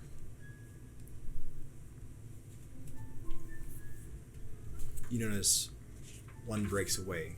She's wearing a rather sheer-like dress. You notice as it flows in the wind and begins heading up towards you. What seems like mounds of snow starts to form around you, quickly turns into sand. She makes her way towards you. She has short, almost curly-like black hair. You know, she has appears to be a dark skin complexion. She has rather, you could say, pharaoh-esque markings about her. She has gold filigree that decors around her face, and black markings that come down from her lip. Heavy eyeliner, long eyelashes. She starts approaching you. I'm backing up. Who are you? Well, you could say that I'm just a descendant. You could say. Now, how you keep coming back here is rather disturbing. I don't mean to. It just keeps happening. You are definitely not from here. No. It's a rather strange style. Something I have to look forward to, I think. Oh, you like it? You could say that. Cool. Now, if you excuse me, I have sibling issues I have to take care of. You just go right back to where you came from. And she taps you on the nose, and you feel this cold touch press against your nose as you fall backwards, and you feel like you are falling into air. And you're staring back up at her, and several other faces look down at you as it appears you begin to fall into nothing. So I'm just falling into You just darkness. fall into the darkness. As you feel like you catch yourself, you almost bounce. You feel rather light. It's almost hard to move. Pick your hand up, it's almost like you're stuck to Velcro. You start to tear yourself away. As you stare up, there's no light. You don't see her or the surrounding individuals around the hole. Can I see what I'm sticking to? As you start to pull yourself, you start to notice that as you pull, you see red thread that begins to illuminate.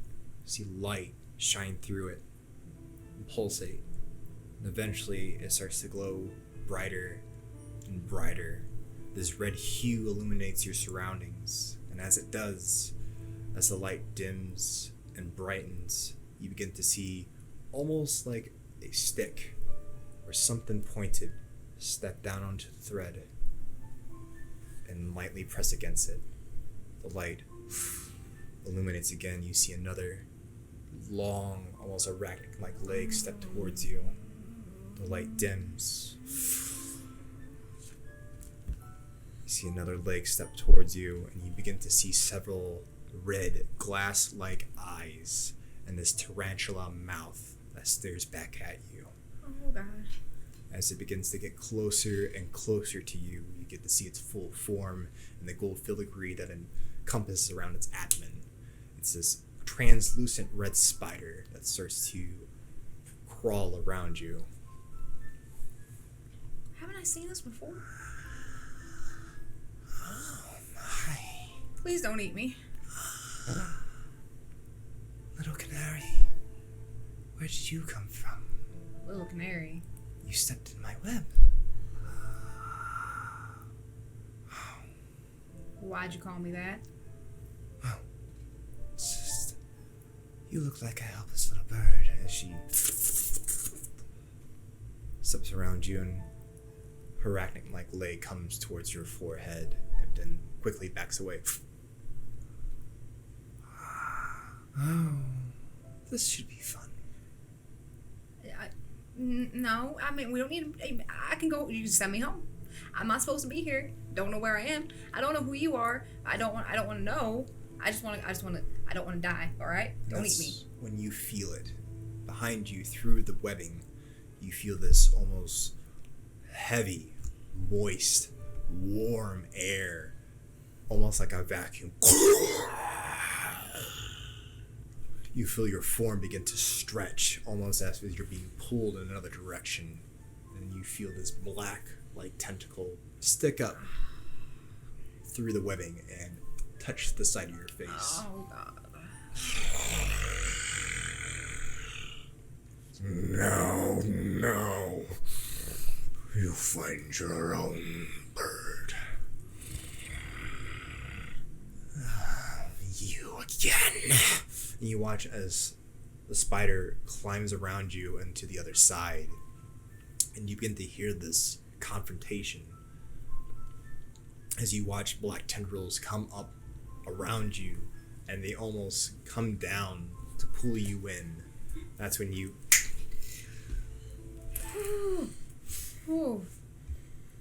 Are you alright? No, I just almost got eaten by a giant spider and a tentacle monster.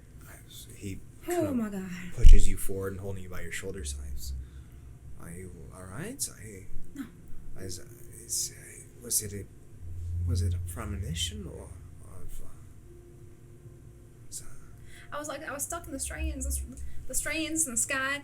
It was like I fell into the sky and I was like all flipped around and I was upside down. I was stuck in them and it was like a web. And there's a big spider came and it was gonna eat me. And then these tentacles came up from below me and they started fighting over me. And somehow get your own bird. I don't know. Apparently I'm a bird. I don't know. He grips you by the shoulders tight and he looks you directly in the eyes. Fraulein, you will not have to worry about that much longer. I'm working on something so you won't have to suffer like the rest of us. What do you mean? So don't worry about it. Just trust me. You won't have to suffer like this anymore. Why you're keeping so much from me? I don't. It's something I've chosen to burden on my own. I'm here to help you, Diedrich. That's why I'm stuck by you. My child, I've put this curse on you. It is my responsibility to help you. And I'm very close. I'm sorry. I should get back to the festivities. I'm keeping you from your friends, and Diedrich, I don't want you to feel like I think it's a burden. I wouldn't change anything. I wouldn't change anything. As meeting you was it's been the best part of this life, and I just want to make sure you enjoy the rest of yours. Now, that's enough for the sorrow and the scary spiders. Why don't you rejoin your coterie members and enjoy the rest of your holiday? Alright, I'll leave it alone for now. But I'm bringing it back up. I would expect you to. Good. I'll see you later. He gives you a quick hug and sends you on your way. Coterie. Shortly, in just a matter of minutes, you see Marilyn rejoin the rest of you. As she's walking forward, you need to stop acting like a boiled owl, right? And get grips with... Stop. Don't call them names. It's Christmas. Yule, whatever you called it. Erwin, put the blood back down. Your phone rings. Hello? Hey, you hear Kaido's voice. Kaido, where are you? I'm actually at the Haven right now. I have a surprise for you and the Coder members. If you want to come by, I think you'll like it. All right. If you're not going to show up, then I'm on my way there now. All right. Okay. Go ahead, hang up. Okay. Marilyn, Erwin. Yeah. Was that Kaido? It was Kaido, and apparently he has a surprise for us. I And hope it's not bad. I also had gifts for you as well. So, my gifts were a little odd, but after a long time of doing this, I stopped just buying people things and getting them something else. So I will have not- gifts for everyone too. Oh, all right. I have blood bags for you guys. Well, thank you, Erwin. If you all, How many of those have you had? He can't count anymore, right? He's been drinking. I've had 3. He's taking this No, really hard. He had 3 before we left. All right, Erwin. Marilyn, if you would like, I could give us a ride, and we can head back to my haven. All right. Do you need to finish up anything else? I'm gonna be waiting outside. Well, I'm done here. I'm gonna head over to. I will head outside. Go to my car. Okay. You head outside to your car, and you have your gifts with you. Yeah. Okay. All right. As you all start to head outside, who's the first one out? I would bet. Okay. Give me wits and awareness. Need you to beat a 4, please. A 4. Yes. Now, I've never done this before, and I just want to do it right now because I'm just kind of curious on how it works. How does a blood surge work? Just give me a rouse check, and then you add it to whatever attribute you would like to. The surge itself, like what the number of the surge is? Yeah. So whatever your blood surge is, then you're going to add that to your Okay. attribute that All right. you choose to increase. So like strength or dexterity. Alright, so I'll do it for the wits then. Sure. I've never done a blood surge before. Oh. Alright, so that's going to be a 6. As you break out of the Succubus Club, there's no cars on the road right now. There's actually no patrons waiting to get inside. It's a rather quiet night. Snowfall is still rather prominent. You begin taking in the winter air. For some reason, your eye catches something. You catch something on the top of a building nearby to your right. You look up. You notice an individual with, he appears to be wearing tattered clothing. He has what seems to be either a thin scarf or bandages that just hang around his neck and just flows in the wind. You see long hair that blows into the wind, and he just peers at you. And as he does, you see you got a 6. Yeah. You see it's almost translucent. It looks like Christmas lights. They're so bright. You see blue, beady eyes that peer at you. Is there an alley or something around me where I can disappear? And I also want to kind of make it look like where I wasn't just staring at him. I just would want to quickly glance and then move towards an alley or something. Sure. Okay. Yeah, you can break away to a nearby alley. So if I'm able to break away and break his line of sight, then I want a soaring leap up. Okay. Get to the rooftop across from him. Give me Dex and Stealth first. All right. Why is he going to the alley? We're falling into the alley? No, this is before we left.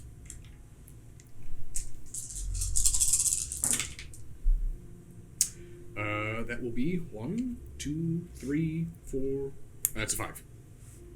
Okay.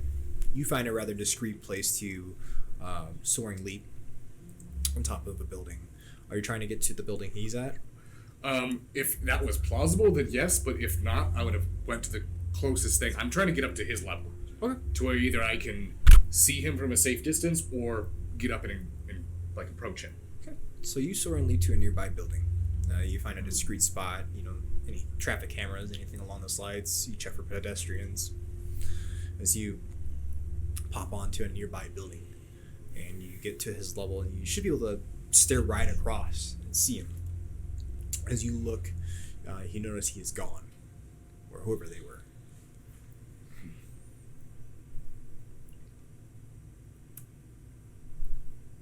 And I don't see anything. It's just gone. Give me another wits and awareness.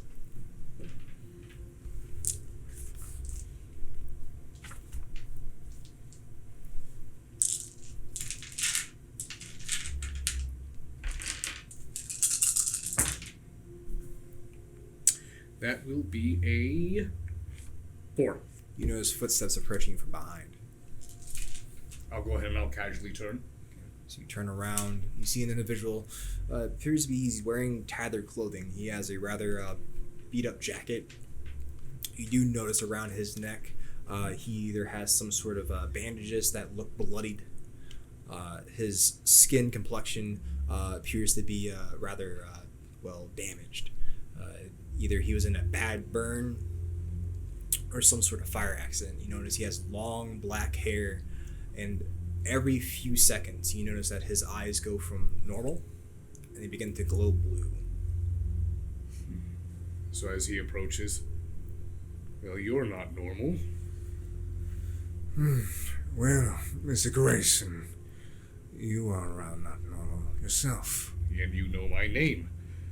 Who do I have the pleasure of speaking with? In due time. I don't want to tilt the balance too dramatically yet. Just wanted to make sure you were all on one tide. I'm going to go ahead and unaggressively take a step towards him. He stands his ground. As you get closer and the moonlight starts to shine through, he definitely looks like a burn victim. You notice on his hands he's wrapped in bandages and gauze. It looks like the tips of his fingers were rather burnt. And again, since you've gotten closer, you begin to notice that it's just not his irises or his pupils glowing blue. You watch in the center of his eyes, it almost looks like stars are exploding, and they recede back in.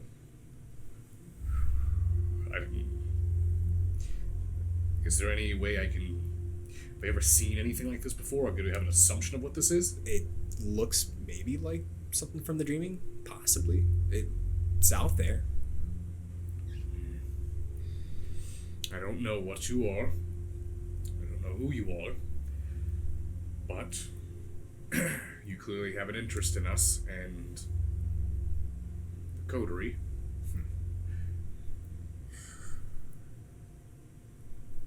Mr. Grayson, this is the only form of you could say, that has gotten this far, that doesn't have a pile of ash below him, or a city below us on fire because of a lost love, or a child that died and met final death. Oh, this is a very different Mr. Grayson. It's been interesting to be your observer.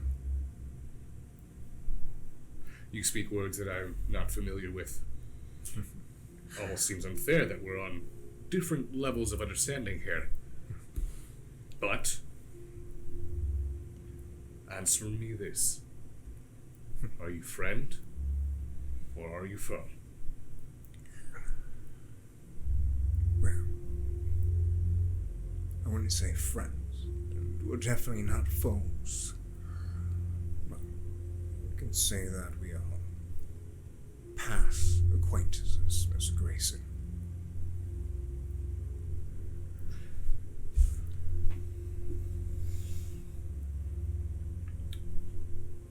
This night is getting stranger by the minute. It is indeed.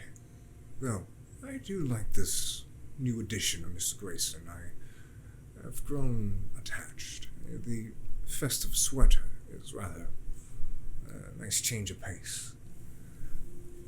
I always celebrate Yule. Not where I came from. Now you confuse me. So either you're mad, or you truly are on another level. So, you have a great night, whoever you may be, if I am not allowed to have a name to call you by. We'll save that for next time. Alphonse. I take it back just a little bit. I believe I'm being called now. Give me another wits and awareness. I do need you to beat a 3 for this one.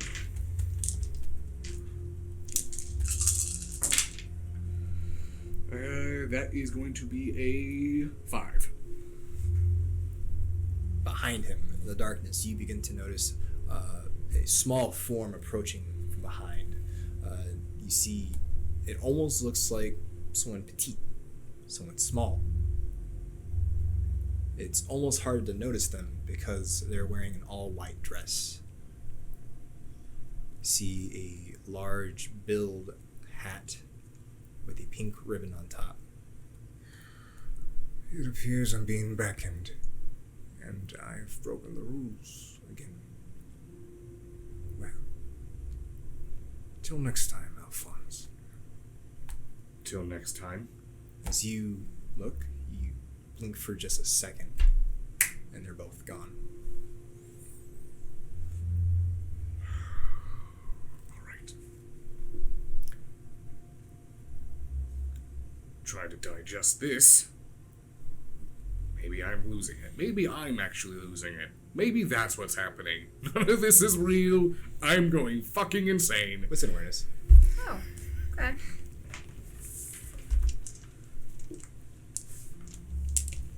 I need you to beat a... Give me 3. 3. As you start scanning around, you got outside and you notice Alistair's not there. And looking around, and you see a silhouette of a individual on top of a rooftop just kind of like shrugging to themselves and like exclaiming out into the air. That's what's happened. That's clearly what's happened. It finally happened. Lorienko was right. Roker was right. You eventually lose it at some point. Is that Alistair up there? This must be the only explanation. Alistair, what are you doing? Why are you up on top of the roof? I'm gonna back away. And How did you get up there so fast? I'm gonna hop down the way I came. Okay. As you make your way around, you sit on a ledge and you hop down. Have you lost it? I walk out of the alley and then come out. You finally lost all your marbles. I just saw a man with stars in his eyes. Oh, I've been there. I have been there. We can talk about that on the way to your house. I'm trying to open up presents. All right, presents sound great. Let's get in the car. You gotta stop crying. You can't drive like that. I'm not Stay crying. with us. It's, You want me to drive? I can no, drive. you're not driving. She can drive. No, she cannot. I can drive. I'm gonna get in the car. As you get into your vehicle, you begin heading towards the mansion. As we are, I would like to discuss that with them. Okay. All right. So you saw what? So, essentially, what I saw was a mummy, with blue eyes, yes. Wait. Hold on. A mummy or like a creepy ghost? Could be a common. It was. Because I saw something with creepy blue eyes that kind of looked like a mummy. Had like bandages wrapped around it. It was like spectral looking from Wait. where I saw it. It like went right by the window Did with it have Alcott's. long black hair? Yeah. It's okay. This sounds like the same thing I just saw. So maybe You're not crazy. Maybe I'm not crazy. Or you're on my wavelength now. I really hope not. It could be fun sometimes. Okay. This individual knew me. It called me by my birth name, and it wouldn't tell me its name. It said it was being beckoned, and also said it enjoyed this version of me much better than the previous ones, and also vaguely described things that just recently happened in my own life, which makes me also feel very unsettled and quite powerless, by the way. Oh, you must hate that. I really do hate that. Yeah. Really very much. Yeah. Join the club. Alright. So why don't we do what we do best, Coterie, and table it, and we go open up some presents, and Well, maybe we can talk about it when Kaido gets there. Maybe Kaido might know something. maybe if you've seen it, maybe it's showing itself to everyone. Well, I mean, I'm not crazy. So you're not crazy. Yes. I agree that we are both not crazy, so we should have an explanation for this. An explanation that I can't give, but it's there. You know, I mean, Sophia was around too, so I can ask her if I run into her again. She kind of ended up at the end of the alley when Sophia went is to a find tiny little girl with the... the form of a tiny little girl. I don't know what she There is. was someone behind him, a petite little person, with a big white hat and a pink bow. That sounds like something Sophia will wear. Yeah. He said he was being beckoned and that he broke the rules again. And that makes sense. Sophia, you said Sophia can manipulate time.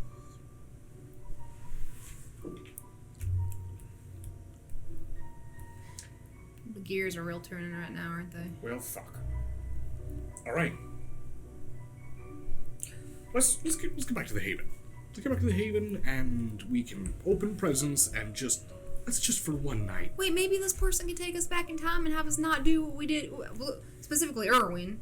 What Erwin did with Memphis. Sorry, Erwin. I'm not taking responsibility. I don't do that. Let's get back to the Haven. The coterie arrives at the Haven with due haste, and as you pull up to the Circle Drive, you see Kaido's bike. Alright, I'm gonna go ahead and get off and, or get into the garage, and then we'll come in through the garage entrance. Which garage? We know you have more than one. It's one garage, it's just a multi-car garage. How many cars? It's like a 15-car garage. That sounds right. Alright. As you enter into your Haven, Yes. you come to the foyer, and you notice Kaido. He's currently walking back and forth into the den. Ah, hey, here. Alright, Kaido, Marilyn, and Erwin are here as well. Alright, well, just this way. You notice Kaido is currently wearing a bright red Christmas sweater. Looks a little too big for him.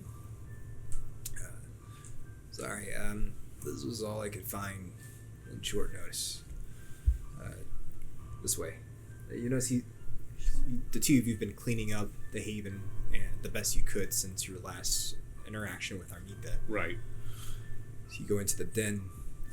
The three of you quickly realize he's been decorating, and it appears that he's hung tinsel and stockings, and he's put up a rather small Christmas tree with a few lights and ornaments. Kaido, you didn't have to do this.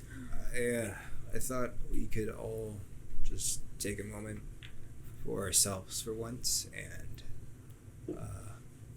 just relax and enjoy each other's company. I haven't had a real Christmas in years. I come from a place where Christmas was Yule at the time. Was celebrated quite festively. I always make sure to burn the Yule log every year, and my father was always very fond of that time of year. It's one of the things I'd like to do to keep myself grounded. So I went and got you guys some things, and I had some things for Memphis too, but I have some things for you, Kaido, as well. Oh, thanks. Why don't we all sit down and obviously we can't have hot chocolate or Christmas cookies, but we can enjoy each other's company. I mean, we could. It just... Couldn't. We couldn't. I mean, we I've could. seen it done. It just ends up with a lot of puke, so... Well, if you know how to control yourself, you can stomach I it for don't. some time. So let's open presents. All right. Who wants to go first? Well, I'm sorry, I did not get everyone present. I kind of just planned this. I'm sorry. Kaido, Oh, it's fine. This is the present. it's perfectly fine. Okay. Thank you, Kaido. It looks really good. Although I am surprised that you did not invite Sierra. Well, I actually haven't spoken to her in a couple days, so Well, Really? she wasn't at Elysium tonight. yeah. Why don't we focus on Christmas? You know what? Kaido's right. Let's not talk Everything about keeps business. getting pushed off. Let's not talk about business. Let's not talk about everything that's been going on. Let's Right. just Right. do Christmas. Right. That's just we're all happy, having a good time. All right. It's great. Everything's great. How about I start with? I'll start. I'm the host here. Maybe I should go ahead and get my things. You'll all need to just wait here. Your item's quite large, so I don't want to sound unappreciative, but it's not like a business suit or something, right? it is absolutely not a business suit. Okay, good. Thanks. It's very specific. Yeah. I'll be right back. Let me grab them, and I'm gonna go ahead and head upstairs. Okay. Pony. Alistair takes his leave. I already got a dog today. I can't take a pony. Well, so how was Elysium? Awkward. Kevin started looking for Memphis, Yeah. so Alistair had to fix that real quick. It's like a band-aid more than anything. Why don't the two of you give me wits and insight? I need you to beat a moderate success of 3. 0. 3. 3. Okay. I'm pretty sure. You notice from Kaido's body language, maybe it's just a sweater. Maybe it's itchy. Maybe he's just really out of his element and he doesn't really do stuff for people. But he's acting rather a little bit more awkwardly than he usually does. And he looks nervous. Kaido, what's going on? I can't handle any more of this like I'm fine stuff. You tell me the truth right now. It's just more business. It's just I had a meeting tonight, and I wasn't expecting to have said meeting. I was expecting just to do this and hang out with my friends. What was the meeting? Let's just table it. I'm not tabling anything else tonight, Kaido. We're here. That could be your present to me. What was your meeting? I think you'll find out soon. What does that mean? You get your pull and you come back downstairs. So I come back downstairs with a very large box, a medium-sized box, and then a sort of a smaller box. All right. The one box is quite big, probably about TV size box. Okay. All right, here we go. I ordered these off of eBay. eBay. Wow. Wow. Ordered some of these off of eBay. They were by private owners. One of them I had to. It was I paid through eBay, but then I had to do this. It was weird. Auction tickets. And it just, Alistair, I really want to open it. Oh, all right. Here we go. Yours is the big one. Yeah. Then Erwin, this one smaller one is for you. And Kaido, this one is this medium one is for you as well. Thank you. Maybe we could do eldest to youngest. There we go. Oldest to youngest. Who's the oldest? Start shredding it apart. All right. So as you shred it apart, you open the box, and on the inside it looks like there's a piece of. Looks like it's a big piece of wood. Wood.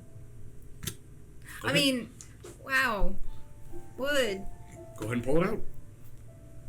As you pull it out, it is the actual Alcott mansion headboard that would have been on your family home. How? I had to go through a lot of antique dealers and things like that, but I believe that is the actual, that's part of your original home that you grew up in.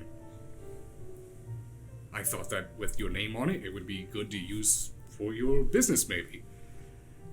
Or just a sentimental piece. That's It's very, very nice. Thank you.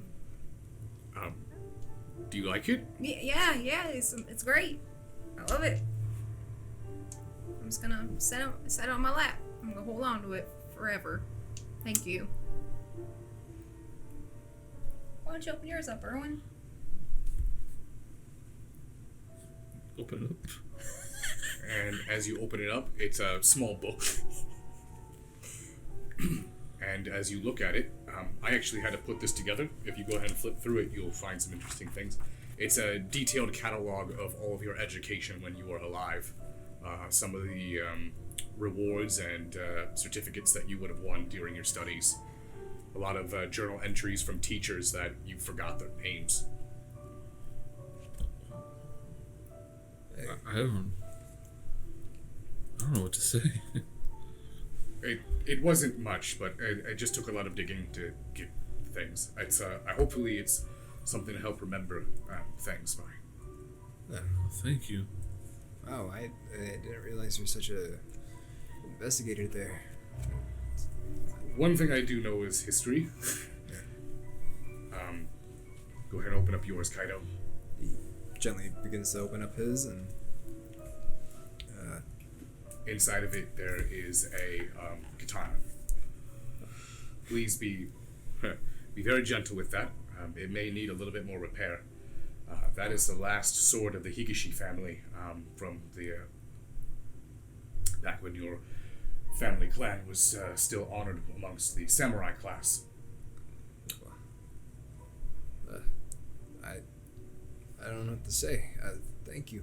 I didn't think I would ever hold anything like this. Yes, that was. I know we're not supposed to talk about price, but the person who owned that was very, very uneager to get rid of it. I see. Thank you. Welcome. I hope you all enjoy your gifts. It's Thank you, Alistair. thank you. Are you alright? Yes, I just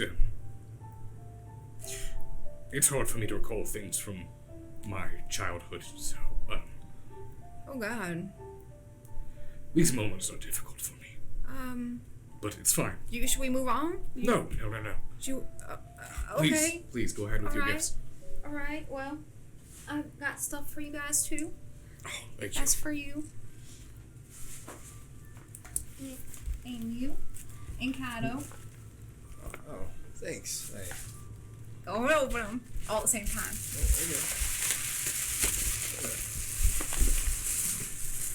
It's a I fun. made them myself. All right. All right. And I made one for Memphis too because when we find him, he's gonna wear his. Best friend. Thank you. You're welcome. You see Kaido begins to slide his on. Wow. These are like our pack bracelets. All right. That we're gonna do whatever it takes to bring Memphis home. Yeah. Agreed. It's very thoughtful of you, Meredith. I worked really hard. Thanks, Macmillan. I'm wearing mine too. Alright. I guess I should have seen that. I was hiding it so you guys wouldn't know. I don't want to ruin the surprise. It's a really sweet gift. It was a very nice gift. Thank you, Meredith. Thank you. I really appreciate this. Well, is there any more gift opening or? No, that's all I had for you all. I had something for Memphis, but I'll save it for when he gets back. Yeah. Hey, Grayson, I need to talk to you about something. Probably should talk about it with the rest of the coterie while we're all still. You hear several cars beginning to pull up in front of the house. Shit. Kaido, what's going on? Why there's so many cars?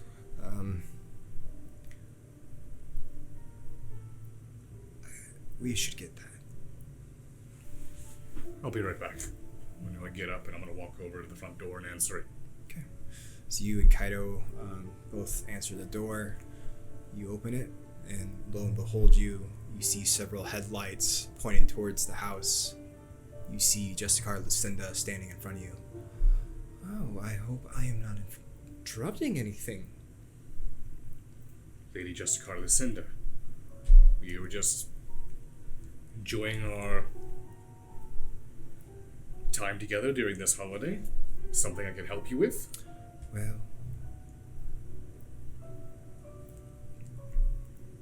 there is. Get in the car. Alistair, is everything alright over there? You feel that compulsion from your seal begin to kick in. Give me resolve and composure. I need you to beat a 7, please.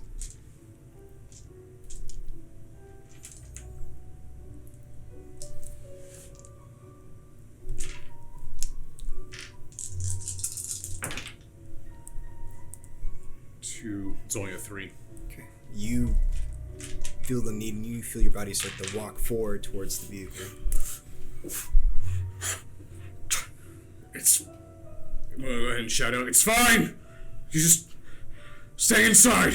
You know, as Kaido is following Alistair to the vehicles. That doesn't sound right. Should we go look? I get in the car. You get in the vehicle. You're shortly accompanied by Lady Justicar and Kaido. Well, you and Kaido are going to be going away for a while. Say this is an expedition. She looks across her, and seated right across from you, you see Sierra. So, boys, no introductions are needed for you, Mr. Grayson, but Kaido, welcome to the UC6. And this is when we end our bonus episode for the night. Oh no, we're on our own some more. So, We'll split the party. Oh shit. I want to thank everyone that came out tonight. It was a rather short episode, and it was my plans. The kind of a, just a short holiday episode since we didn't get to early in the year. But I do want to thank every last one of you for coming out. It's been a lot of fun. I know you probably have a lot more questions than what was answered tonight. And if you want those answered, you better tune back in when we air Season 3 for Chicago by Night. So, is there any announcements we want to... After dark tomorrow night, Yep. where we'll be discussing tonight's game and our D&D game from Sunday night. So if you want to come in and chat with us about any theories or thoughts, we'll be here tomorrow night. All right, well, check in with the After Dark. I will most likely be in the chat to answer any ST questions. So I'm definitely excited to see what's in store for my Chicago coterie and how they will overcome the coming storm. So thank you all.